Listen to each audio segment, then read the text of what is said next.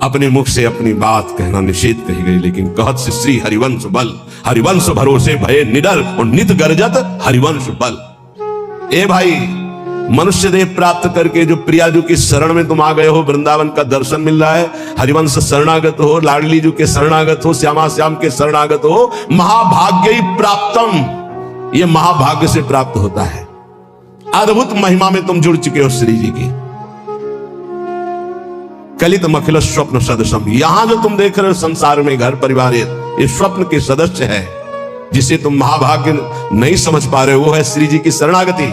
और जिसे महाभाग्य संसार में समझा जाता है सांसारिक उन्नति, घर मकान रुपया पैसा, कह रहे हैं कलित मखिलम स्वप्न सदृशम शुभायामाश्वासो। मैं तुम्हें केवल आश्वासन ही नहीं दे रहा हूं, महाशुभ का संकेत कर रहा हूं कि एक भी श्वास राधा नाम से खाली न जाए। कुछ ही दिनों में देख लेना। नहीं मतो ना पी वपुषी, ये तुम्हारा शरीर टिकेगा नहीं, जाएगा। जितनी श्वासें रह गई वर्तमान में विश्वास दिलाता हूं, केवल ऐसी बात नहीं है, ये परम सत्य बात है। हर श्वास में नाम जप करो, भगवत प्राप्ति निश्चित। अभी इसी क्षण शरीर छूट जाए तो भगवत प्राप्ति निश्चित। इसी क्षण तो दिव्य वृंदावन के लिए प्रस्थान करेगा। क्षणेस्मिन्नेव त्वं तदभिचलो वृंदावनम दिव्यम, इसी क्षण तो दिव्य वृंदावन में प्रवेश पा जाएगा। यदि एक श्वास में बोला राधा और शरीर छूटा तो गया दिव्य वृंदावन। इसलिए विश्वास ही केवल नहीं दिला रहा हूं, परम सत्य बात कह रहा हूं। ये संसार स्वप्नवत है, तो महाभाग्यशाली है यदि राधा चरणों की शरणागति प्राप्त कर ली और हर श्वास में राधा राधा जप रहा है। भ्रातर यही निमीलिता नयने तत्र क्वा कांतात्मजो। ये थोड़ी देर सोचो, मरने जा रहा हूं। सोचो, सुबह सुबह ऐसी बातें करते हैं मरने की। सुबह सुबह हमें लगता है कि अगर सुबह सुबह ये दिमाग में डाल ले तो दिन भर खूब भजन होगा। इसी से तो भजन होता है।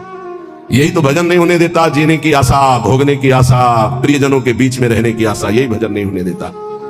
नाम ये राधा राधा गुरु प्रदत्त है। कौन गुरुदेव है इसके देने वाले? स्वयं किशोरी जी है। राधे विष्टम संप्रदाय करता आचार्यो राधा मंत्रदा सदगुरुश्च मंत्रो राधा, सदगुरुश्च राधा मंत्रो राधा।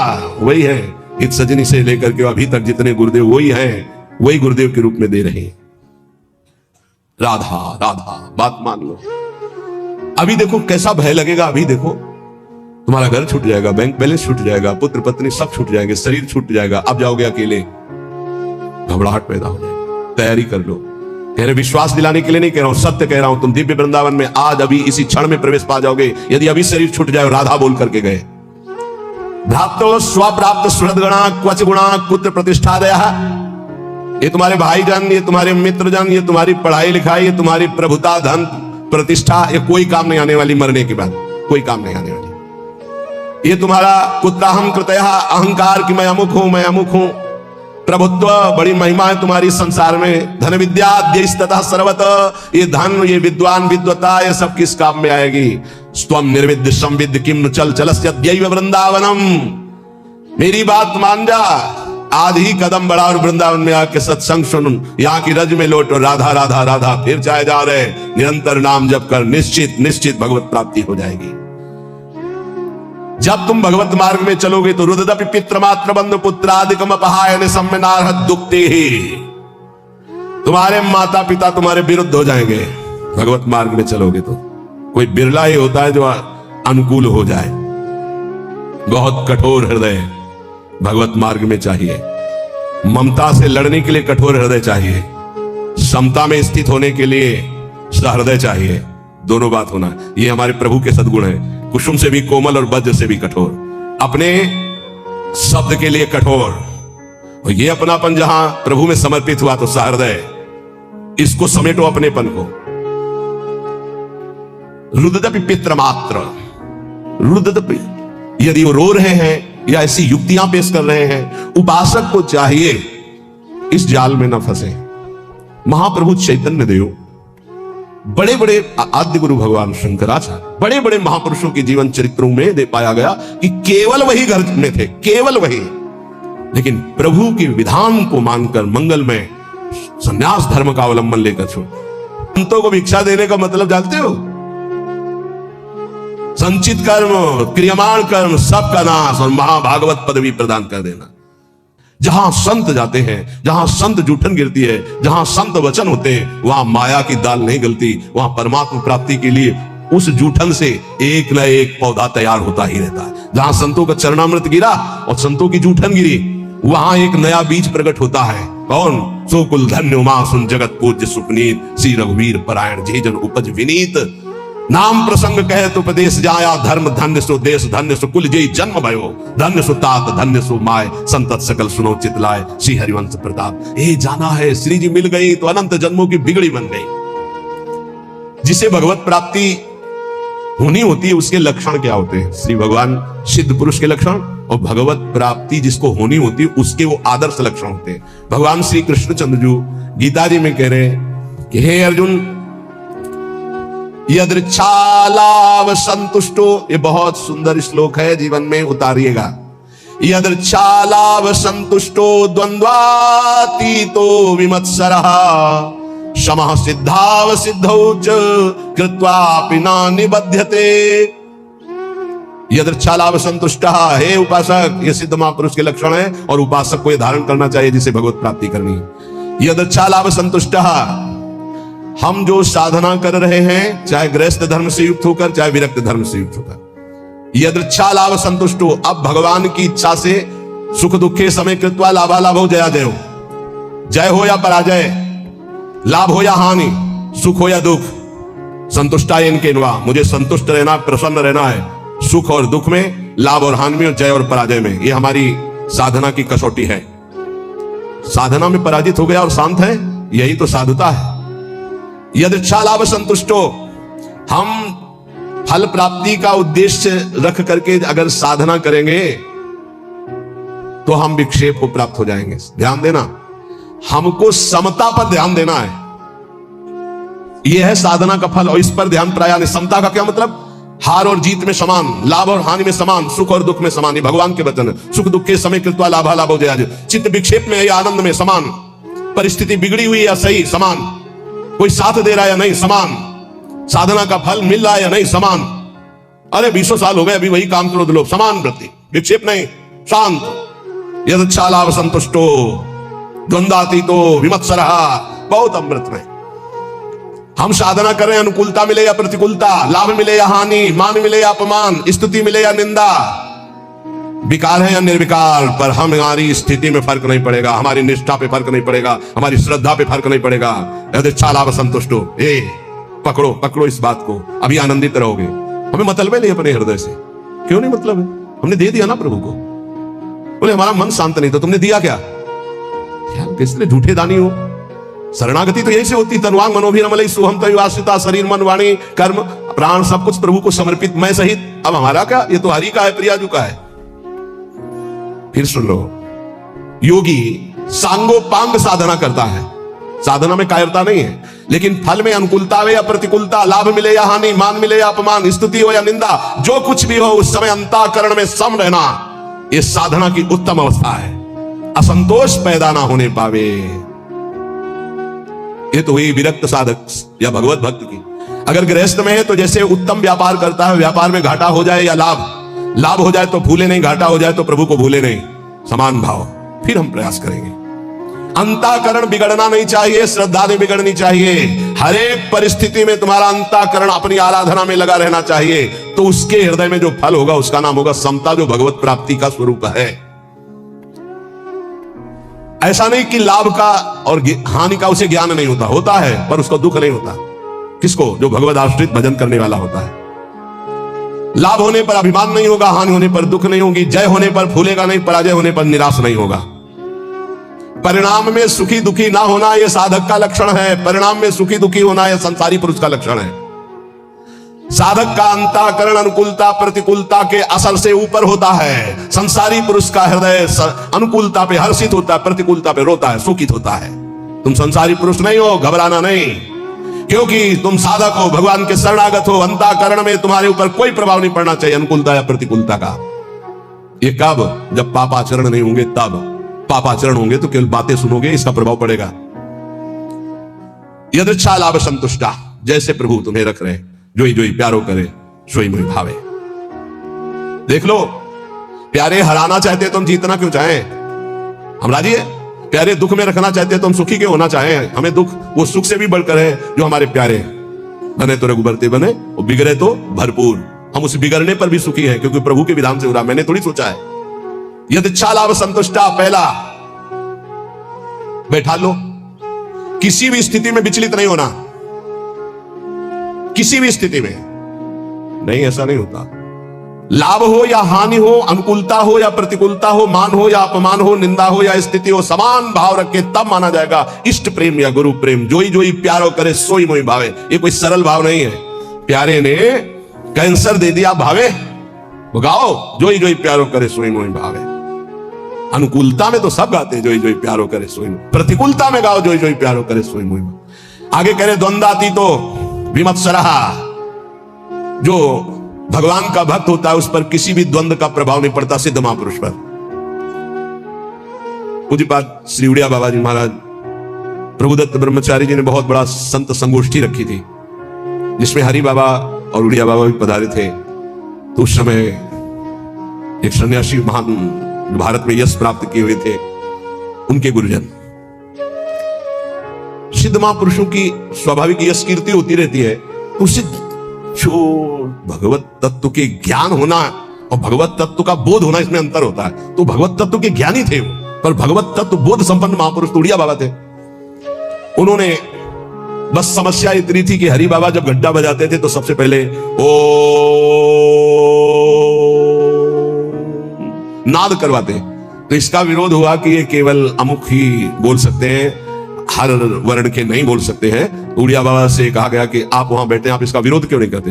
उड़िया बाबा ने कहा हरि स्वयं हरि है, हरि बाबा स्वयं हरि है, वो जो कुछ करते हैं सब परम धर्म है, हम उनका विरोध नहीं कर सकते। इसी बात को लेकर के बाबा की बहुत निंदा की भरी सभा में बाबा बैठे थे, पद्मासन लगाए। बाबा के बड़े बड़े व्याकरणाचार्य, बड़े बड़े ब्रह्मबोध संपन्न महापुरुष संग में रहते थे उड़िया बाबा के।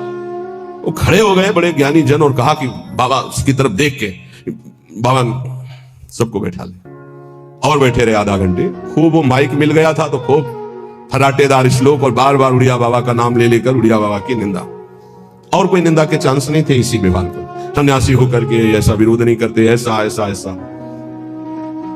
बाबा जब संपन्न हो गई निंदा तो उठे और अपनी कुटिया में आ गए। सब शिष्य जन जो और मित्र जन जितने थे सब, बाबा आपने रोक क्यों दिया, उनके तो हम मुख बंद कर देते, ऐसे नहीं बोले। देखो यही सत्संग सुना तुमने, यही आज तक हमारे संघ का फल रहा कि तुम उनका मुख बंद कर। देखो वो जो निंदा कर रहे हैं सही कर रहे हैं। शरीर धर्म को लेकर के अगर निंदा कर रहे हैं तो बहुत सही बोल रहे हैं, और आत्म स्वरूप को लेकर कह रहे हैं तो जो वो आत्मा है वही आत्मा है, अभेद है, वो अपने आप की अपनी निंदा कर रहे हैं। तो हमें क्या परेशानी है, क्योंकि आत्म तत्व तो एक है। और शरीर की निंदा तो शास्त्र करते हैं, हम करते हैं, वो भी कर रहे हैं, क्या परेशानी है? कोई समस्या, कोई क्षोभ नहीं निंदा का। द्वंद्वाती तो ये तो सिद्ध पुरुष के लक्षण होते, साधक को ऐसा ही होना चाहिए। अगर हमारी कोई निंदा करता है तो हमको बिल्कुल ऐसे रहना है जैसे कोई हमारी प्रशंसा करे तो हम कैसे रहते हैं। प्रशंसा में हम तटस्थ रहते हैं, हृदय में हर्ष नहीं होने देते। तो निंदा में हमें तटस्थ रहना, हृदय में शोक नहीं होने देना। ये द्वंद्व है, निंदा और स्तुति। ऐसे ही मान अपमान में, ऐसे ही अनुकूलता प्रतिकूलता में, ऐसे ही सुख दुख आदि में, तो ऐसे ही जन्म मृत्यु में आप द्वंद्वातीत अवस्था को प्राप्त हो जाएंगे। ना आपको मृत्यु का भय होगा ना जन्म का भय होगा, क्योंकि आप जीवन मुक्त हो जाएंगे। भक्त द्वंद्वातीत होता है। और विमत्सरा, ये बहुत बड़ा दोष है, ये दोष बहुत बड़ा है।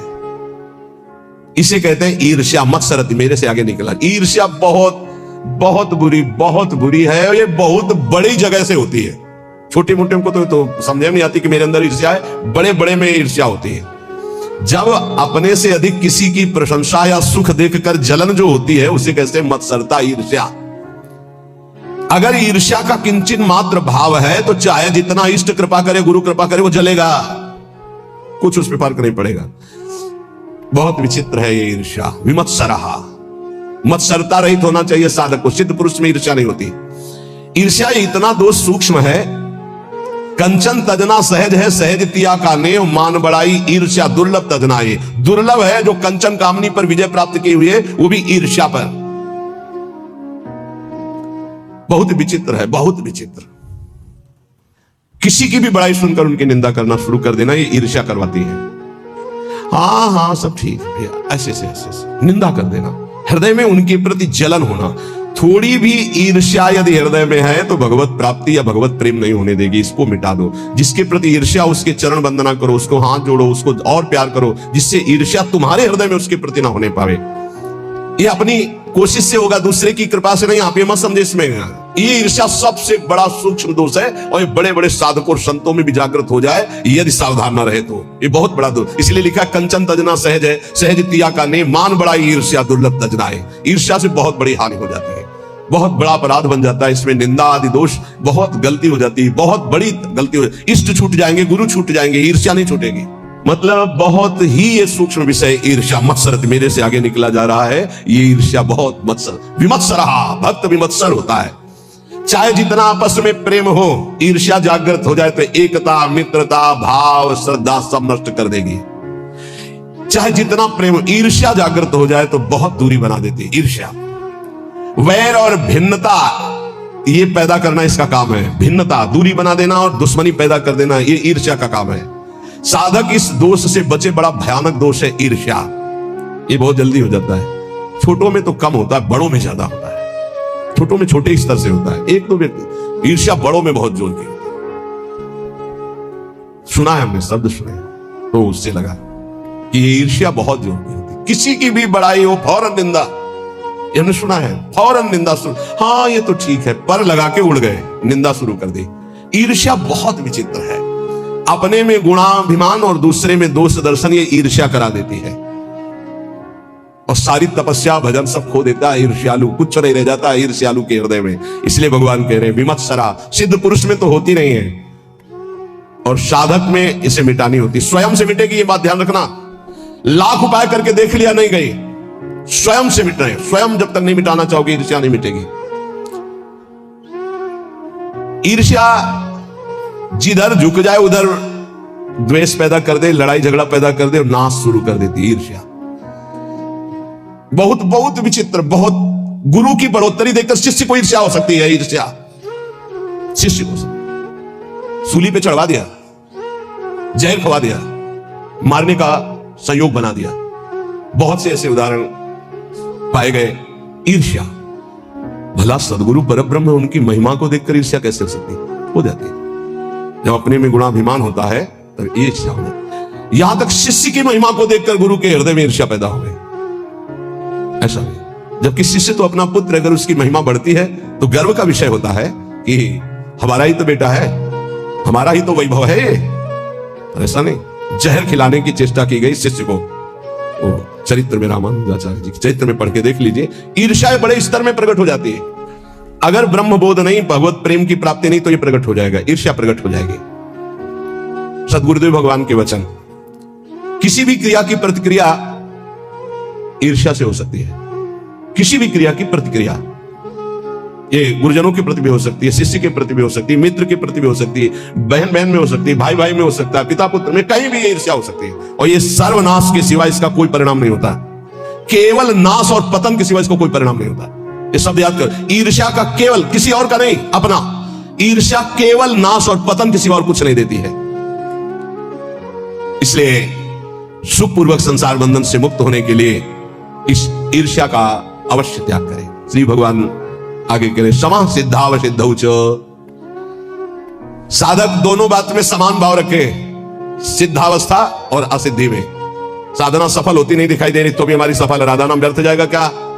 वृंदावन वास, वृंदावन आना, सत्संग सुनना व्यर्थ जाएगा क्या? हमारे अंदर ठीक है, दिव्यता नहीं आ रही तो आज नहीं आ रही, कल आएगी, नहीं आएगी तो नहीं आएगी। राधा राधा राधा, भगवान आदेश करे। क्षमा सिद्धाव सिद्धौ च, कह रहे यदच्छालाव संतुष्टो द्वंद्वातीतो विमत्सरा समा सिद्धाव सिद्धौ च कृत्वापि न निबध्यते। हम अपनी साधना को ठीक तरह से कर रहे हैं, अगर हमारे अंदर निर्विकारता नहीं आई, दिव्यता नहीं आई, चमत्कार नहीं आई, तो मुझे बिल्कुल निराश नहीं होना है। आज नहीं आई तो जाएगी कहां? अवश्य आएगी, क्योंकि खेती वही है भाई। किसी कोई आज फसल काट रहा है तो कल हमारा नंबर आ रहेगा काटने का। हमको निराश नहीं होना है।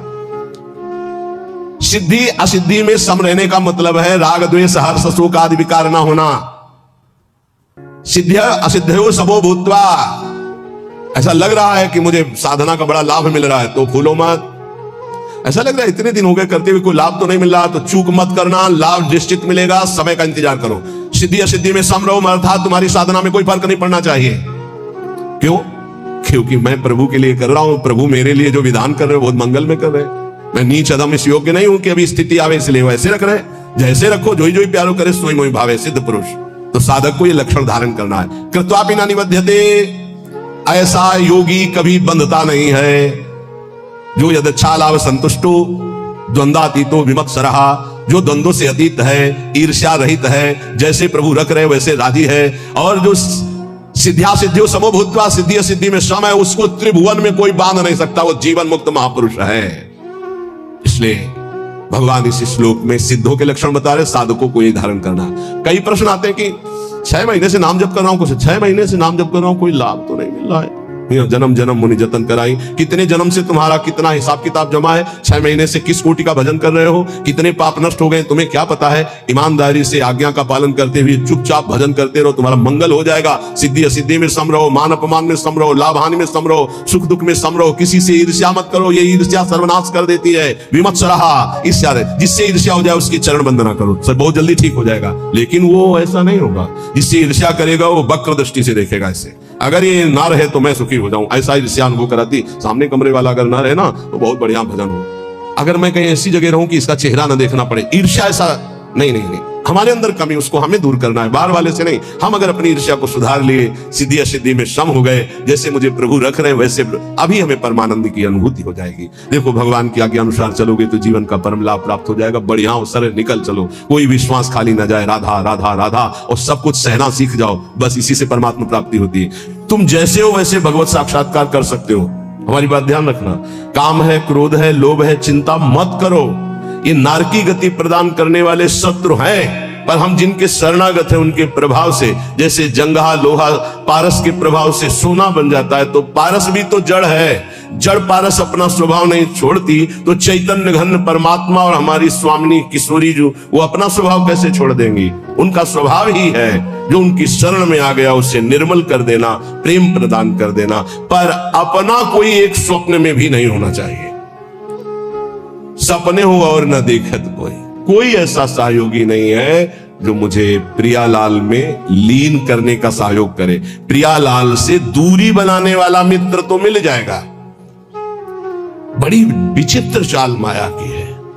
तुम्हारे में परमात्मा है जिसे तुम नहीं जान पा रहे हो, वही जनाने के लिए गुरुजन प्यार करते हैं। पर वो फिर क्या करता है, वो अपने में गर्व करके आज्ञा का उल्लंघन शुरू कर देता है, और उसको ऐसे जन मिलते हैं कि उसको सपोर्ट करते हैं उल्लंघन करने के लिए। अब वो जो उसकी चित्तवृत्ति गई थी कि इसको परमात्मा प्राप्ति कराएंगे, अब उस चित्तवृत्ति ने उसके चिंतन पर बाधा पहुंचा दी। गलत समय गया और अशांत असंतुष्टता पैदा करने की चेष्टा कर दी उस संग ने।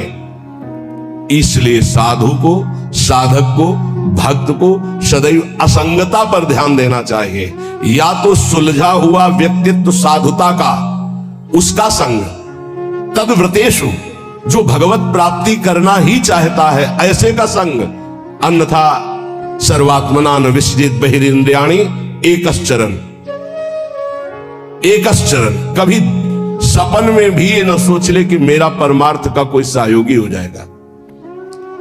जैसे भगवान करुणा करके आखिरी बात अर्जुन से कहते हैं, मेरी बात मान लो, सर्वधर्मान परित्यज्य मामेकम शरणम व्रज, अहम त्वाम सर्व पापेभ्यो मोक्षयिष्यामि। अर्जुन, ये अत्यंत गूढ़ बात कह रहा हूं, इस सबके सामने प्रकाशित होने वाली नहीं। तुम मेरे प्रिय हो, इस मेरी आत्मा हो, इसलिए मैं तुम्हें कह रहा हूं, मान जाओ, ऐसे चलो, ऐसे चलो। तब तुम्हें पश्चाताप होगा जब अटैची तैयार करोगे और सामने से ट्रेन छूट गई। ये एक ही बार ट्रेन मिलती जीवन में, परम पद के लिए एक ही ट्रेन है, सद्गुरुदेव की कृपा।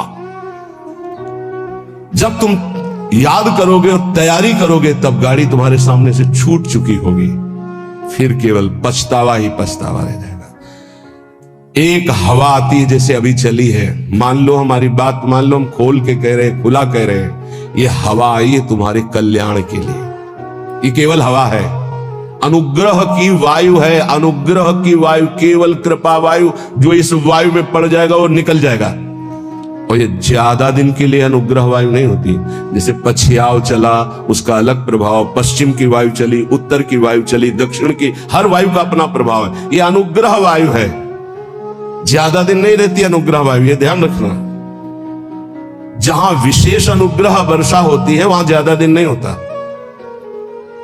वो तत्काल ढका जाता है, क्योंकि कलयुग और माया दोनों का भी प्रभाव बढ़ना चाहिए, और जब तक अनुग्रह वायु रहेगी तब तक ये बढ़ नहीं सकते। इसलिए उस अनुग्रह वायु को ढका जाता है, या तो कलंक के द्वारा और या तो आयु पूरी करके। जितने बड़े महापुरुष हैं वो कम अवस्था में पधार गए।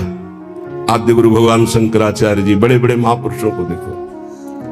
आपको स्पष्ट कह रहा हूं, मानो तो मानो, नहीं तो ट्रेन छूटी। ये केवल अनुग्रह वायु, केवल अनुग्रह वायु, चीख के कह रहा हूं, पकड़ लो पकड़ लो, नहीं बाद में केवल हाथ मलते रह जाओगे। केवल कृपा ही है, कृपा। ये शरीर नहीं बोल रहा है, पकड़ लो।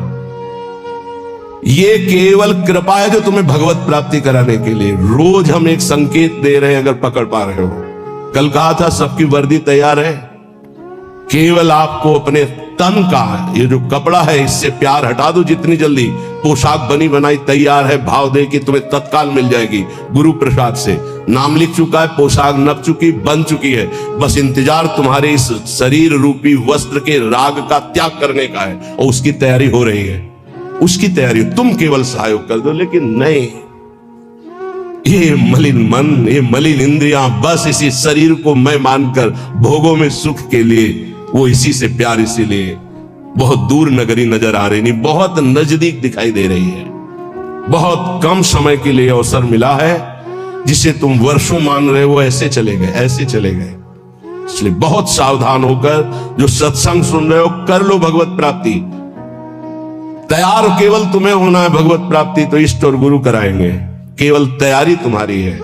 अगर चूक कर गए, आपसे सच्ची कह रहे हैं, इस समय इसमें कोई जीवात्मा नहीं बोल रही। तुम्हें बात समझ लेना। जैसे भूत का आवेश होता है ना, तो झाड़ने वाला कहता है ये भूत बोल रहा है। इसमें गुरु कृपा से परमात्मा तत्व बोल रहा है। अगर तुम पकड़ पाओ तो पकड़ लो। खुला तुम्हारे कल्याण की बाजार लगी है, ये बाजार लग गई कल्याण की। इसमें कोई साधक नहीं बोल रहा है, इसमें कोई जीवात्मा नहीं बोल रहा है। ये हम इसलिए परिचय दे रहे, पकड़ पाओ तो पकड़ पाओ। वो स्वयं बैठ करके तुम्हारे कल्याण के लिए कर रहा है। उसे ये केवल ढांचा तुम एक व्यक्ति का देख रहे हो, तुम्हारे कल्याण के लिए वो केवल बोल रहा है, कल्याण के लिए केवल इस शरीर को चला रहा है, कल्याण के लिए केवल चेष्टा कर रहा है। अगर पकड़ पाओ तो पकड़ पाओ। ऐसे अवसर जब आते हैं तो बहुत कम समय के लिए ऐसे अवसर आते हैं। बहुत चतुर प्रवीण आदमी होता है जो सौदा तय कर लेता है और धनी बन जाता है, नहीं तो लोग इंतजार करते रहते हैं, जन्म जन्म इंतजार करते रहते हैं और सौदा नहीं हो पाता। गुरु से सौदा, तन मन प्राण श्वासें दे करके, नाम और मंत्र ले करके उनकी कृपा से निहाल हो गए। आज तक जिसने सौदा किया, लेकिन सौदा कोई बिरला ये कर पाता है। तन मन प्राण श्वासें गुरुदेव को दे दिया उनकी आज्ञा पर, और नाम मंत्र ले लिया, उसके प्रभाव से भगवदानंद में डूब गया। नहीं समझ में आएगा, नहीं समझ में आएगा। केवल गुरु आज्ञा का पालन करके भगवत प्राप्ति से ही गुरु ऋण से उऋण हो सकते हो, अन्यथा किसी और वैभव से या और किसी तपस्या से गुरु ऋण से नहीं हुआ उऋण हुआ जा सकता। मातृ ऋण, पितृ ऋण और ऋषि ऋण सबसे उऋण हो सकते हो, गुरु ऋण से नहीं। गुरु ऋण से सिर्फ भगवत प्राप्ति से उऋण हुआ जा सकता है। ये लिफाफा रखने से, ये नाना प्रकार की भोग सामग्री देने से तुम गुरु दीक्षा का दक्षिणा नहीं दे सकते हो। ये दक्षिणा हम बोले राधा श्री कृष्ण बिक जाए तो भी इसकी कीमत नहीं दे सकते हैं। वो कह रहे हैं आधा नाम ही मुझे खरीदने के लिए पर्याप्त है, पूरा धा बोलना तो बहुत बड़ी बात है। श्वास, प्राण, मन, तन समर्पित गुरु को, उनकी आज्ञा पर कर्तव्य कर्म करना। मन समर्पित गुरु को आराध्य देव के नाम मंत्र और उनकी लीला चिंतन में लगाना। श्वास कोई खाली ना जाए, ये भेंट गुरुदेव को। तन मन प्राण कहते श्वासों को ही। अगर तन मन प्राण समर्पित हो गया तो सौदा पक्का। वो तुम्हारे अंदर है, किसी साधना से वो बढ़ता या घटता नहीं है। असाधन से घटता नहीं, साधना से बढ़ता नहीं है। यह ज्ञानी जीव नहीं समझ पा रहे। साधन से वो बढ़ता नहीं है, असाधन से घटता नहीं है। केवल असाधन त्याग से साधना करने से पर्दा हटता है बस। तुम हटा पाओ नहीं, खुद हटा के दर्शन दे देंगे। कपट का पर्दा झपट करके लाडली लाल फाड़ देते हैं, उनका वैसे हो जाते हैं, अधीन हो जाते हैं। पर ये अहंकारी जीव अधीन होना जानता ही नहीं। लाख प्रयास करो, वो समझ ही नहीं पा रहा है कि अनंत जन्मों के बाद मुझे ऐसा अवसर हरि ने दिया है मुक्त होने के लिए। इसलिए भाई प्रार्थना है, मान लो इस समय आपको अवसर मिला है केवल भगवत प्राप्ति का। सावधान होकर के अगर सुन लिए, समझ लिए तो भगवत प्राप्ति बहुत इससे ज्यादा सरल सृष्टि में कोई कार्य नहीं है भगवत प्राप्ति जैसा। संसार में सब जन यही कहते हैं कि भगवत प्राप्ति जैसा कठिन कोई कार्य नहीं है, और हम आपको वृंदावन की भूमि से कहते हैं भगवत प्राप्ति जैसा कोई सरल कार्य नहीं। ये कब? जब केवल प्रभु अपने हो जाए तब। और प्रभु को अपनापन में ना लेकर के अपनापन शरीर और शरीर संबंधियों से तो जन्म जन्म मुनि जतन कराहे, जन्म जन्मांतर करते रहो बहुत दूर नगरी। अगर गुरु कृपा से बात समझ में आ जाए कि डुभोरी सखी के स्वप्न में और कोई नहीं, जागृत की तो जाने दो, स्वप्न में कोई नहीं। प्रियाजू, हमें कहीं अब और ठौर नहीं है, आपके सिवा कोई और नहीं है। हो गई भगवत प्राप्ति, आप देख लेना। जैसे छोटा बच्चा जरा सा विचलित होता है तो मां दौड़ पड़ती गोदी में ले लेती है, ऐसे हमने श्री जी को देखा है। जरा सा शारीरिक या मानसिक बात हो तो तत्काल लाडली जो मुस्कुराती हुई, उनके प्यार, उनको बुलाना नहीं पड़ता, उनके प्यार उनके दुलार को देखना है तो उनके सिवा किसी और को अपना मत मानना, कोई और है ही नहीं। पर अब आप माने हुए हो और किसी और को मत मानना, जिसे और मानते हो उसे अंदर से राग हटा दीजिए, फिर देख लो हमारी लाडली जी का प्यार कैसा। मनन करना हमारी इन प्रार्थनाओं को, हमारी इन बातों को। सच्ची कहते हैं इस समय कृपा की वायु चल रही, अगर वायु के अनुकूल चल जाओगे तो नौका भवसागर से पार हो जाएगी, और प्रतिकूल कोशिश करोगे तो भंवर में फंस जाएगी। वायु का कुछ नहीं बिगड़ता, वो तो आई और गई। वो सिर्फ आपकी कृपा, वायु आपका कल्याण करने के लिए आई है, उसे पकड़ लो तो पकड़ लो। अर्जुन से साक्षात भगवान कह रहे हैं कि मेरा अवतार ही इसीलिए होता है, धर्म की स्थापना और अधर्म का जो बढ़ावा करने वाले उनका विनाश। समझो। फिर इसके बाद तो प्रश्न ही नहीं होना चाहिए था जब अर्जुन को परिचय दे दिया कि मैं कौन हूं, मैं किस लिए आता हूं। अब इसके बाद परिचय जब प्राप्त हो गया तो फिर प्रश्न कैसा रहा, लेकिन नहीं सही ढंग से सुना तो दिखाना पड़ा। दिखाने के बाद भी प्रश्न बंद नहीं हुआ, नहीं वही बंद होना चाहिए था। जब जान लिया तुम आदि देवा पुरुषा पुराणा तुमस्य विश्वस्य परम निधानम वेतासि वेद्यम परमम च धाम त्वया ततम विश्व अनंत रूपम। जब जान लिया तो प्रश्न कैसा बन सकता हो। ये उन्हीं अर्जुन जी के वचन है, तुम आदि देवा पुरुषा पुराणा तुमस्य विश्वस्य परम निधानम वेतासि वेद्यम परमम च धाम त्वया ततम विश्व अनंत रूपम। प्रभु मैं देख रहा हूं, वायुर्मोग्निर्वरुणा शशांका प्रजापतिस्त्वं प्रपितामहश्च नमो नमस्तेस्तु शास्त्र कृतव्या पुनरस्य भूयोपि नमो नमस्ते। अब प्रश्न कहाँ रह गया, लेकिन फिर भी प्रश्न हुआ। सर्वतो भावेन एक बात कह करके भगवान ने विश्राम की, सर्वधर्मान परित्यज्य मामेकम शरणम व्रज। बहुत प्यार से कही। सब कुछ समझाने के बाद भी यदि ये समझ में नहीं आता तो फिर अभी भगवान के द्वारा वो विधान नहीं बना जिस विधान के लिए अनुग्रह वायु तुम्हें प्रेरित कर रही है। नहीं तो मान जाओ, इसमें तुम्हें मानना होगा। ये तुम्हारी तरफ से, प्रभु की तरफ से तो पूरा प्रवाह आ रहा है कृपा का। दोनों चरणों की वंदना करते हैं ब्रह्मा जी। जब कोई नाम जपने का नियम लेता, नाम सिद्ध नहीं, नाम जपने का नियम लेता है, जो ही वो नाम जापक नाम शुरू करता है तो हाहाकार मच जाता है मन के अंदर। तभी वो साधक कहता है बहुत पाप की वृत्तियां आती, गंदी बातें आती, ये वो आती नहीं, हाहाकार मचा दिया नाम ने। अब सबको निकलना पड़ेगा, निकल बाहर। बहुत जन्म से तुम हमारे मन बुद्धि में बस करके नाना प्रकार के कुकर्माचरण कराए, अब नाम का डंडा चला तो सब भागे अंदर से। और जो साधक सत्संगी नहीं होता वो डर जाता है, अरे इससे तो अच्छा पहले था, बड़ी मौज मस्ती थी, और तो बड़ी जलन हो रही, बड़ा गंदा विचार आ रहा है। आ नहीं रहा, अब आग लग गई, अब निर्मल शुद्ध मन होगा। ब्रह्मलोक पर्यंत समस्त भोगों से वैराग्य प्रदान करने की सामर्थ्य नाम में। अब नाम जब शुरू हुआ, पापाचरण पाप प्रवृत्तियां नष्ट हुई, भारी पुण्य उदय हुआ। भोगों से वैराग्य, ब्रह्मलोक तक के भोगों से, मृत्यु लोक के भोगों की तो बात जाने दो। नाम जापर यह है लगन भगवत प्राप्ति की। ब्रह्मादिक के भोग सब विषम लागत ताहि, नारायण ब्रज चंद की लगन लगी है जाई। जे भी नाम जापक ब्रह्मलोक तक के भोगों से वैराग्य होता है तो गुरुदेव में साक्षात भगवत बुद्धि पैदा कर देता है। नाम, ये नाम पैदा कर देता है। ये बात ये केवल भाव बनाने का विषय नहीं है, स्थिति है। और गुरुदेव की तरफ देखता है तो उसे साक्षात पर ब्रह्म नजर आते हैं। ये नाम पैदा करता है भाव। भगवत विषयक तत्व ज्ञान उसके हृदय में प्रकाश। जब गुरुदेव के चरणों में साक्षात पर ब्रह्म बुद्धि हुई तो तत्व ज्ञान का प्रकाश हो गया। ये सब नाम जब से हो रहा है।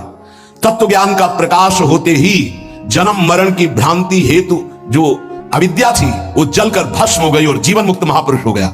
अब अखंड सच्चिदानंद भगवान का बोध या प्रेम जैसा साधक होगा, ज्ञान मार्गी साधक ज्ञान बुद्धि प्रधान तो अखंड बोध में स्थित हो गया, अगर भक्ति प्रधान तो अखंड प्रेम में अभंग प्रेम को प्राप्त हो गया।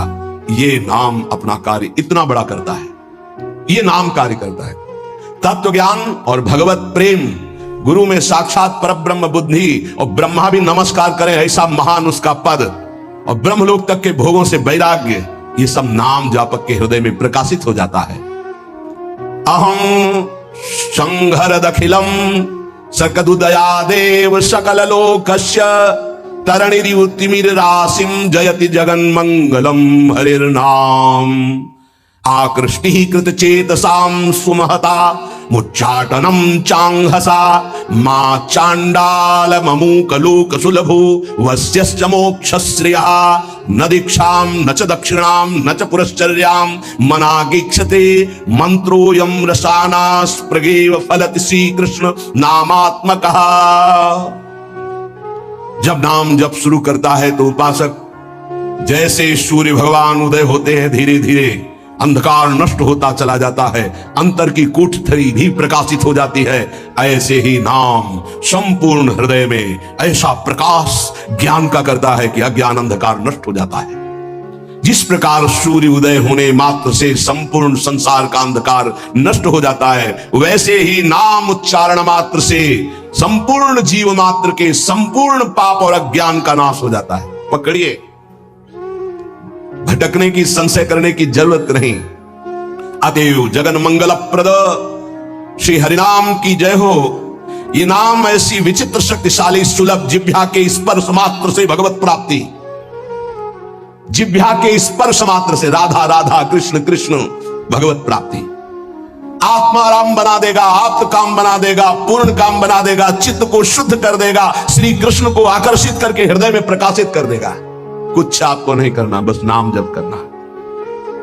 यज्ञ योग तप दान आदि ये सब नष्ट होने वाले हैं। कोई पाप बन गया, नष्ट हो गया, लेकिन नाम अमोघ अविनाशी ये सब पापों का नाश करके स्वयं जयति होता है, जय को प्राप्त होता है। हरसि हरि नाम जपत जय, सेवक जी महाराज कह रहे।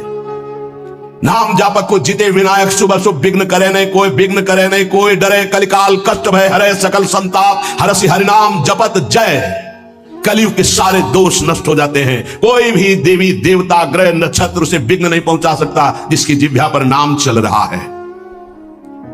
चाहे वो कितना भी नीच प्रवृत्ति वाला क्यों न रहा हो, कितना बड़ा पापी क्यों न रहा हो, यदि वो नाम जब शुरू कर दिया तो अहेतु की कृपा से वो जगत मंगल करने वाला बन जाएगा। ध्यान दीजिए, सतरत सतरत सा लोकांतार्यति, जिसने नाम को पकड़ लिया।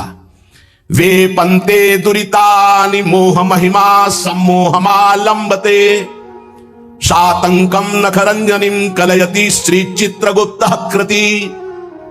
बड़ी महिमा। सानंदम मधुपर्क संभूति विधौ वेदाः करोत्युद्यमम् वक्तुम नाम्नि तवेश्वराभिलषिते ब्रूमः किमन्यत् परम। जे ही गुरु प्रदत्त नाम जपना साधक प्रारंभ किया, पाप थर्रा उठते हैं, कांपने लगते हैं।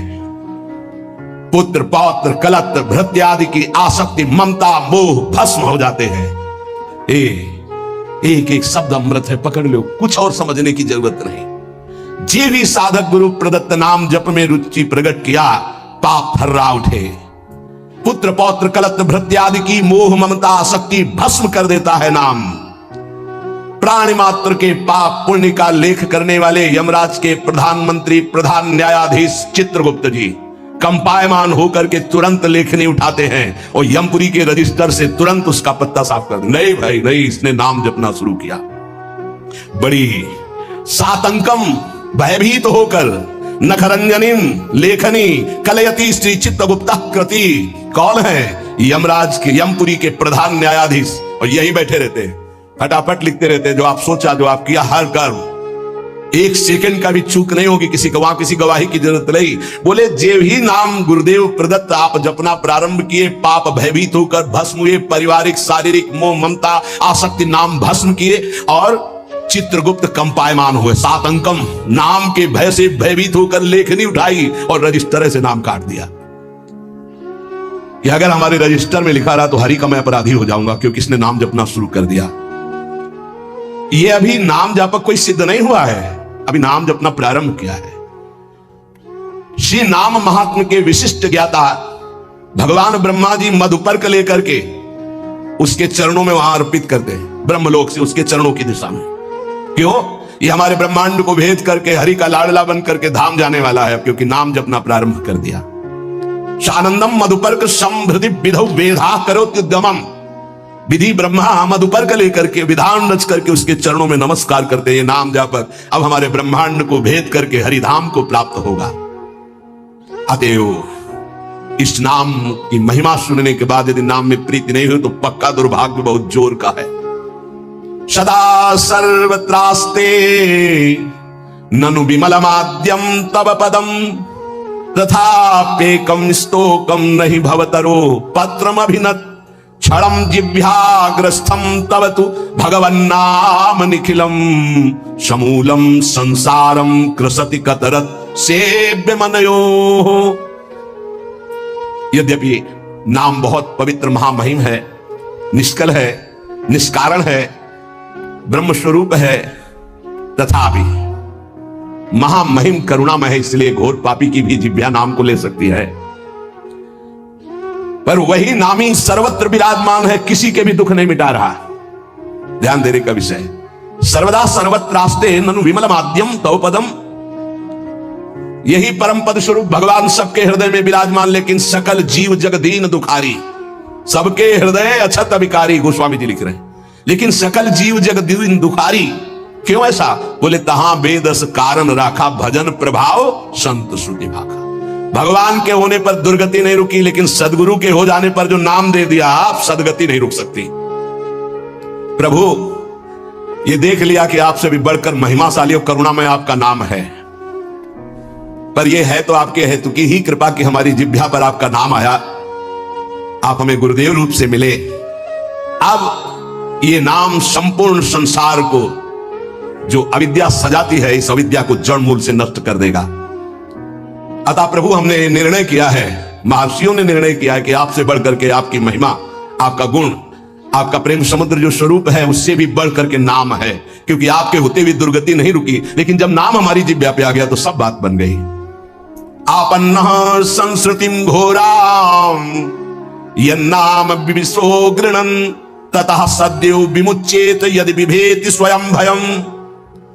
हर जीव जन्म मृत्यु के चक्र में बड़ा घोर दुख प्राप्त कर रहा है। इस स्थिति में एक ही परम साधन साध्य महर्षियों ने निश्चय किया है, प्रभु का मंगलमय नाम। जो नाम उच्चारण करना प्रारंभ कर दिया वो स्वयं मुक्त हो जाता है, और भगवान के नाम जापक भक्त से भयभीत होकर भय भाग जाता है, इसलिए वो निर्भय हो जाता है। मान लीजिए तो जान जाओगे। एतन् निर्विद्यमानाना मिच्छताम कुतो भयम योगिनाम नृप निर्णीतम हरिर्नामानुकीर्तनम। जो लोग इस लोक में या परलोक में परम मंगल और परम सुख और परम उन्नति चाहते हैं, जो संसार के दुख को मिटाकर महासुख में निमग्न होना चाहते हैं, जो निर्भय मोक्ष पद चाहते हैं, या योग संपन्न सिद्धियां चाहते हैं, या शास्त्रों का परम ज्ञान चाहते हैं, जो भी चाहते हैं वो नाम जपना प्रारंभ कर दे, सब कुछ प्राप्त हो जाएगा। जिसने नाम स्वीकार कर लिया सब कुछ जागृत हो जाएगा। नैवं विधा पुरुषकार उरुक्रमस्य पुंसाम तदंगी रजसा जित सद्गुणानाम चित्रम विदूर विगतः सकृदा ददीत यन्नामधेय मधुना सजहाति बंधुम। आहा, जिन्होंने नाम जब प्रारंभ किया, भगवान के चरणों का नाम का प्रताप उदय हुआ, वो शरीर के सारे विकारों पर विजय प्राप्त कर लेते हैं। बातों से नहीं, नाम जप से, बातों से नहीं। भूख प्यास शोक मोह जरा मृत्यु ये क्षय सबको अधीन किए। काम क्रोध लोभ मोह मद मत्सर ये क्षय सबका क्षय किए हुए हैं, नाश कर रहे हैं। मन पांच ज्ञानेंद्रिया ये क्षय, काम क्रोध आदि क्षय, भूख प्यास शोक मोह जरा मृत्यु ये क्षय, इन सब पर विजय प्राप्त कर लेता है नाम जापक। पांच ज्ञानेंद्रियां कब्जे में, मन उसके कब्जे में, भूख प्यास शोक मोह जरा मृत्यु कोई भय नहीं उसको। काम क्रोध लोभ मोह मद मत्सर इन पर विजय किससे? नाम से, नाम से, भजन से। बारी मथे घृत होए बरु सिकताते बरु तेल बिनु हरि भजन न भवतरी या सिद्धांत पेल। अन्य कोई पुरुषार्थ नहीं, सबसे बड़ा पुरुषार्थ तुम्हारे नाम जिह्वा पर चलने लगे। चाहे संसार से बहिष्कृत एकदम नीच घोर पापी हो, यदि वो प्रभु का नाम जपना प्रारंभ कर दे तो जगत पूज्य हो जाएगा। अहो वत्सपचतो गरीयान यज्जिभ्याग्रे वर्तते नाम तुभ्यम ते पुस्तपस्ते जुहु सस्मुरार्या ब्रह्मा नोचुर नाम गृणन्ति एते। वो चांडाल भी सर्वश्रेष्ठ जगत पूज्य हो जाता है जिसकी जिह्वा के अग्रभाग पर भगवान का नाम विराजमान है। उसने तपस्या कर ली, यज्ञ कर लिया, तीर्थ स्नान कर लिया, सदाचार का पालन कर लिया, सब वेदों के अध्ययन का फल प्राप्त कर लिया जिसने नाम जपना प्रारंभ कर दिया। इसलिए बड़े बड़े ब्रह्मवादी ऋषियों का, शास्त्रों का, भक्तों का, सबका एक साथ मत है कि निरंतर नाम जप ही सर्वश्रेष्ठ साधन और साध्य है। ये बहुत बड़े महापुरुष हुए हैं, स्वामी श्री कृष्णानंद अवधूत, जिनकी महिमा पीछे गंगा किनारे सुनने को मिली, बहुत उच्च कोटि के महापुरुष। ये कह रहे हैं कि नाम जप करने वाले और कीर्तन करने वाले की सावधानियों का मैं वर्णन करता हूं। यदि सावधान रहे तो ऐसे नाम प्रकाशित होगा जिसकी महिमा आप सुन रहे हैं। जो नाम जप करने वाले हैं, कीर्तन करने वाले हैं, सबसे पहले उनको चाहिए कि अपने कुल विद्या रूप जाति और धन आदि के मद का सर्वथा तिलांजलि दे दें। कहीं किसी साधक की जाति पक्ष रूप पक्ष कुल ऐसा वैसा ये सब विचार ना कर बैठे, नहीं तो नाम जप या कीर्तन आदि जो भगवत मार्ग स्वीकार किया उससे भ्रष्ट हो जाओगे। पूरा का पूरा तुम्हारा भजन छीन हो जाएगा, आगे का मार्ग बंद हो जाएगा। किसी संत, किसी वैष्णव, किसी नाम जापक के प्रति ऐसी भावना ना करें। ये शरीर की पोशाक है, सबके अंदर वही तेजा स्वरूप परमात्मा विराजमान है। ध्यान रखना, पोशाक धन के अनुसार मिलती है। बढ़िया कब पैसा है तो बढ़िया कपड़ा पहन लिए, ऐसे ही तपस्या और पुण्य के अनुसार पोशाक मिली। तो पोशाक तो नष्ट होने वाली, लेकिन पहनने वाला तो निर्विकार चिदानंद है। उपासक पहनने वाले को देखता है, पोशाक संसारी आदमी देखता है। पोशाक देखकर आदर संसारी आदमी करता है, पहनने वाले को देख करके आदर विवेकवान देता है। तो पहनने वाला कौन है? भगवान का चिदानंदमय अंश, वो समान है सबके हृदय में। इसलिए आदेश करे, पहला, किसी कुल विद्या रूप जाति धन आदि का गर्व करके भजन मार्ग में मत चलना। विद्या रूप महत्व कुल धन जौबन अभिमान सटकंटक देखे जा, राय न भक्ति निदान, राय न भक्ति निदान। स्वांग सब नगर नारी के विषयन हाथ बिकाए नहीं रिझवन भतारी के। भरतार श्री हरि को रिझवन रिझाने की सामर्थ्य खो चुका उपासक यदि गर्व कर लिया विद्या का, रूप का, महत्व का, कुल का, धन का, यौवन का, सबसे पहले इन 6 मदों का त्याग करे। ये सटकंटक है, भक्ति महारानी हृदय में नहीं जागृत होंगी। तिलांजलि दे दे, भूल कर याद न करे। जब भजन गुरु कृपा से होने लगे तो अपने को बड़ा भजनानंदी समझकर, किसी को तुच्छ समझकर उसका तिरस्कार हंसी मजाक न कर दे। समझ लीजिए, अगर कहीं अभिमान कर ले तो फिर देवर्षि नारद जी भी जैसे महापुरुष उपहास के पात्र बन गए। पूरा चरित्र कई बार सुनाया है। इतना नहीं थी, अपने को तृण से भी नीच समझना है नाम जापक उपासक को। क्या हम तुच्छा परम अधमा, हरिवंश महाप्रभु कह रहे हैं। तृण से नीच, जैसे तृण के ऊपर पैर रख दिया, पैर हटाओ तो फिर वो उठ गया। साधक का अभिमान तृण से भी दबा हुआ होना चाहिए। कोई गाली दे रहा है, कोई पूजा कर रहा है, उसकी रुचि है, अपनी मस्ती में नाम जप। किसी के अपमान करने पर हमारे साधन में फर्क नहीं पड़ना चाहिए, हमारी उदासी नहीं बढ़नी चाहिए। अब क्या होगा, अब तो निंदा हो गई, अब तो अपमान हो, तो प्रशंसा के लिए साधना कर रहे थे क्या? हमारी साधना में, हमारी दिनचर्या में फर्क नहीं पड़ना चाहिए। कोई पराभव हमारा करना चाहे तो हमारा साधन नहीं रुकना चाहिए। बहुत बहुत बड़े महापुरुष की बात कर रहे हैं ये जो वर्णन कर रहे हैं, इन्हीं के लिए कह रहे कभी एक सेकंड दिनचर्या में फर्क नहीं पड़ता था। साधकों के ऊपर ये बहुत इस बात का शासन करते थे कि साधक अपनी दिनचर्या में उठना और शयन करना से लेकर के पूरी दिनचर्या में राइट टाइम होना चाहिए, तभी सिद्धावस्था प्राप्त होती है।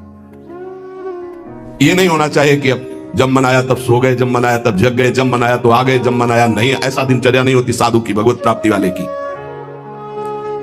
अपना कोई पराभव कर दे तो हमें कभी अपमानित नहीं होना है। दबना नहीं है, पराभव कर रहा है वो हमें नीचा दिखाना चाहता है, हमारा दबना माना जाएगा यदि हम अपनी दिनचर्या और साधना छोड़कर उदास होकर बैठेगा। क्या होगा? चार लोग निंदा करते हैं, चार लोग खिलाफ, पूरा विश्व खिलाफ हो जाए। ऐ साधक तू केवल अकेला है, पूरा विश्व तेरे खिलाफ है। पूज्य पादुरिया बाबा, फिर भी तुझे अपने कदम नहीं रोकने, ऐसे चलना। ये नहीं कि चार के सहयोग से हम चल रहे हैं, नहीं। सिंहवत अकेले मार्ग है, हजारों के बीच में तो भी अकेले हो, अकेले हैं तो अकेले हैं ही। चल चला चल राह में अनुभूतियों का ले सहारा, कौन तेरा साथ देगा, व्यर्थ में किसको पुकारा। या जिसको साथी बनाओगे तुम्हारे चिंतन को चुराएगा, तुम्हें परास्त करेगा, तुम्हें उठाएगा नहीं, उठाएगा तो केवल हरि गुरु। चिंतन में नहीं आना चाहिए हमारे और कोई सहयोगी, एकमात्र हरि गुरु के सिवा कोई सहयोगी नहीं। नाम जापक सावधान, तुम्हारा तिरस्कार होगा।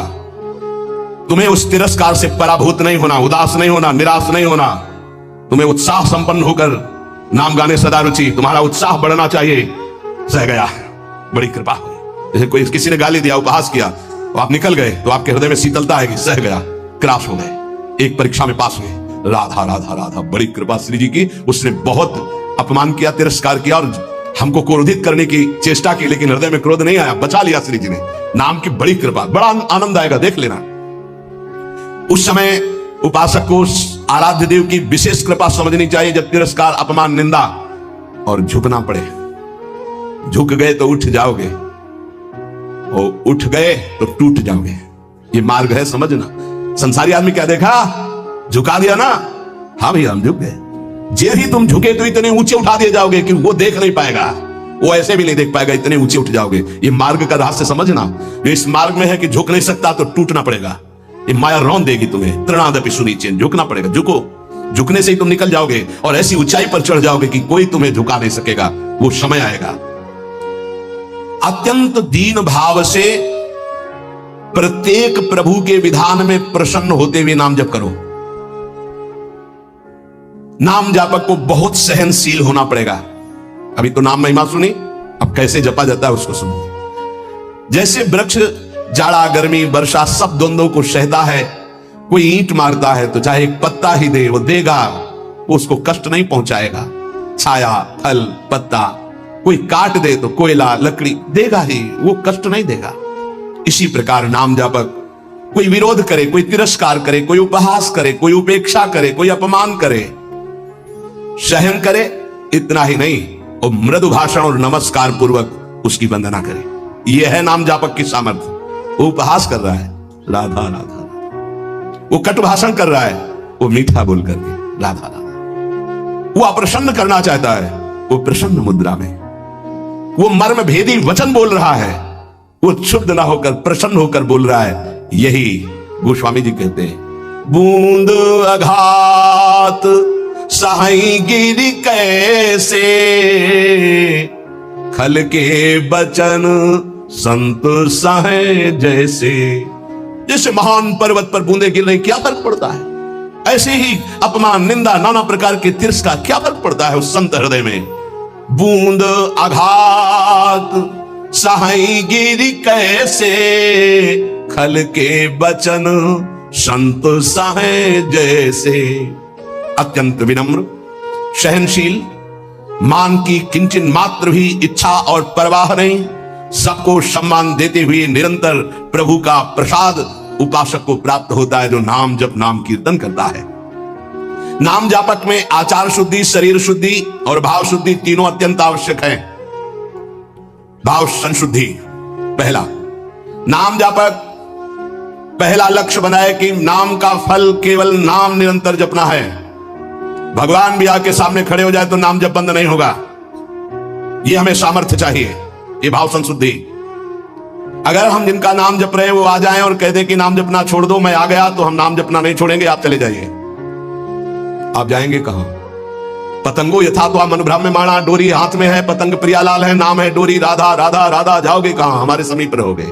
पूज्य भाई जी महाराज, पूज्य गोस्वामी तुलसीदास जी महाराज, वो महान उपासक जो राम से भी बढ़कर के राम के नाम का आदर किए हुए हैं। प्रभु आए नाम छूट गया तो नाम से बढ़कर नामी हो गया। प्रभु आए नाम नहीं छूटा तब नाम का आदर। यहां तो रुपया पैसा भोग सामग्री में नाम छूट जाता है, प्रभु की बात क्या है? ध्यान दीजिए, भाव संशुद्धि। नाम जापक को, नाम कीर्तन करने वाले को पहले दृढ़ निश्चय करना है, किसी भी परिस्थिति में नाम का सौदा नहीं करेंगे, चाहे नामी ही क्यों ना आ जाए। नाम का फल है नाम में अखंड प्रीति हो जाना। श्री हरिवंश नाम का फल, हरिवंश नाम में रति। श्री हरिवंश नाम नित कहो, नाम प्रताप नाम फल लहो, नाम हमारी गति सदा। जे सेवय हरिवंश सुनाम, पावे तीन चरणन विश्राम, नाम रटन संतत करे। नाम नाम नाम हमारी गति, नाम हमारा साधन, नाम हमारा साध्य। भाव संशुद्धि। नाम जापक मान बड़ाई छूने न पावे, ईर्ष्या द्वेष परास्त न करने पावे, धन का लोभ, भोग सामग्री का लोभ मन में ना आने पावे। बहुत ध्यान से सुनो, बहुत बड़े महापुरुष, चूंकि इनकी महिमा पहले से सुने, बहुत प्रभावित हृदय है।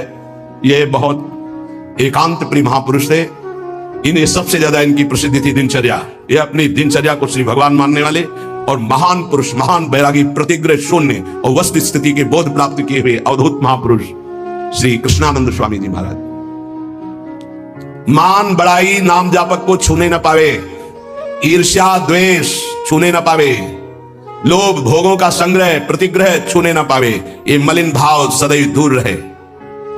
ये नाम जापक कीर्तन करने वाले उपासक दंभ ना आने पावे, दिखावा ना आने पावे, बनावटीपन ना आने पावे। ध्यान दीजिए, स्वामी जी कह रहे हैं आजकल नाम जापक कीर्तनकार कीर्तन और नाम जप की ओट में बड़ा अनर्थ कर रहे हैं। बड़े महापुरुष हैं, ये अपनी वासनाओं की पूर्ति का खेल खेलने लगते हैं। ये नाम का कीर्तन का दुरुपयोग करने लगते हैं। जिनको ज्ञान नहीं, ऐसे लोगों को फंसाकर अपनी वासना की पूर्ति करते हैं। ये आजीविका चलाने लगते हैं, अपने को भक्त कहलाकर पुजवाने लगते हैं, कीर्तन मंडली बना करके वासना की पूर्ति करने लगते हैं। ये महापुरुष हैं, इनकी बातें सुननी चाहिए। हृदय से दंभ पाखंड रोग नष्ट हो जाएगा। कीर्तनकार नाम जापक इस विरुद्ध आचरण को कभी छूने न दे अपने जीवन में, चरित्र में। मलिन भाव को दूर से ही रखे तो भाव संशुद्धि होती है। जिसका भाव शुद्ध हो जाता है, नाम जप और नाम कीर्तन में उसके सामने प्रभु दिखाई देते हैं। पक्का पक्का, इसमें कोई संशय नहीं। नाम जप का अगला फल है नामी की हर समय सानिध्य का अनुभव होना, उनके रूप का साक्षात्कार होना। केवल प्रभु को रिझाने के लिए हम कीर्तन करते हैं, नाम जप करते हैं। कोई और सुन ले उसके भाग्य, हम किसी और को सुनाने के लिए नहीं। पवित्र नामों का कीर्तन, पवित्र नाम का जप अंतर और बाहर की पवित्रता, आनंद के लिए। भाव संशुद्धि, आचार संशुद्धि। नाम जापक जिनके आचरण गंदे हैं और कहते हैं मैं नाम जप करता हूं, नाम कीर्तन करता हूं, ऐसे लोगों से बहुत दूरी बनाकर रखनी चाहिए। पूज्य महाराज जी कह रहे हैं ये नाम का जप या नाम का कीर्तन का लाभ नहीं ले पाएंगे। जो लोग अपनी शास्त्रीय मर्यादा का त्याग करके पाश्चात्य सभ्यता का अनुकरण करते हैं और अपने को नाम कीर्तन या नाम जापक कहते हैं, भक्षाभक्ष का विचार नहीं, जितेंद्रियता नहीं, पवित्रता नहीं, इनको कभी नाम सफल नहीं हो पाएगा। यद्यपि ये भी नाम प्रीति से जपे तो उठ जाएंगे, पर ये नाम में दंभ करते हैं, पाखंड करते हैं, वासनाओं की पूर्ति का खेल खेलते हैं। आप जो कह रहे हैं बहुत समझने की बात है। हमारे शब्दों पर ध्यान दिया जाए। जो होटलों में जिनके विचार, जिनके आचरण अपवित्र हैं, ऐसे लोगों के द्वारा बने हुए भोजन को पाते हैं। जो अपवित्र बिस्कुट, डबल रोटी, बन, देखना महापुरुष जनों के वचन हैं। जो अपवित्र विचार, अपवित्र चरित्र, अपवित्रता का अपने जीवन में संचरण किए होटलों में बना रहे हैं, उनके हाथ का बना हुआ जो भोजन पाते हैं। जो अपवित्र बिस्कुट, डबल रोटी, बन, वो जो मोटा मोटा आता है, और नहीं आता है, वो इतना बड़ा मोटा आता है, उसमें लाल लाल ऐसे लगे होते हैं। बढ़िया तो सुधा रसम रसितुम जिह्वास तुम्हें विवला नहीं हो पाएगा, यहां मना कर रहे। बंद तो बंद हो गया, बंद हो गया। सत्संग जो है सुनोगे तो रोज चाटा लगेगा। और सच्ची कह रहे हैं, अगर इसके अनुसार चल लोगे तो भजन बढ़िया बनने लगा। सात्विक भाव से ही भजन होता है। कम से कम अपने घर में जो रोटी बनाई जा रही है, रोटी बन रही, श्री जी को भोग लग रहा है, सात्विक तो है। कब बना, कैसे लोगों के द्वारा बना, क्या विचारधारा से बना, कितने दिन से वो बना रखा है। अगर शाम की रोटी सुबह दी जाए ना तो अभी हो जाएगा कि हम नहीं खाएंगे, बासी है।